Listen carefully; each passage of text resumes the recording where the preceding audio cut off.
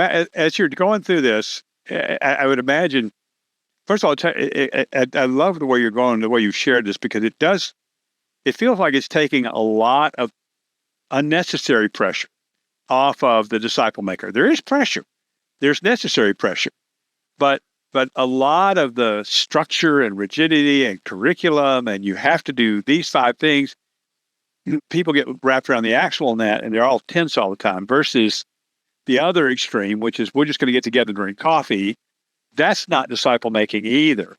There is some structure here, but I'm thinking, as you're talking, Joel, I'm thinking about Jesus, who's saying to these guys who he had made disciples.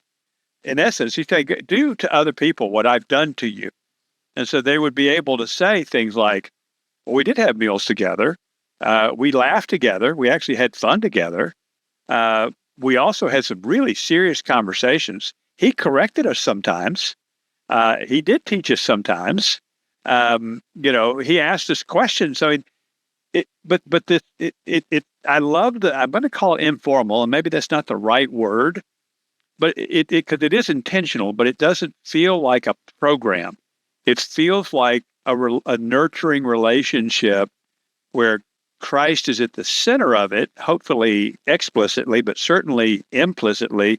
And it just seemed like that would say to just about anybody, you can do this. Obviously with the grace of God, but you can do it. Now, in a church environment, I think we're in a unique situation where if you go to church, you could probably look around, and honestly, I'd be shocked if 5% of the people in that church understood discipleship. So you have a very ripe field of probably mature Christians who understand and believe and know the Bible maybe better than you do. Plenty of people I'm in discipleship journeys with know the Bible a whole lot better than I do. They're much more theologically, read, and, half of them were ordained, whatever. Who am I to be discipling them? But we're on a journey together. And my expertise is the journey, not the knowledge. But you're absolutely right that it is very simple.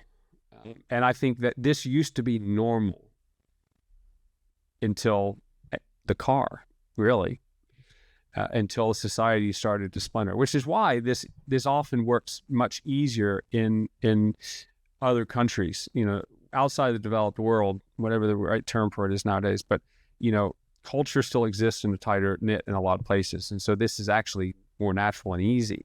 But we have a very ripe field here that needs this. And the big frustration I hear with a lot of people that go on these journeys and start to understand it is like, why did I have to wait till I was 75 years to learn this? I've been in the church my entire life. Why am I only learning this now? At which point we simply say is, it's not too late to have a big impact, and ultimately your knowledge and wealth and experience will come into play on these journeys.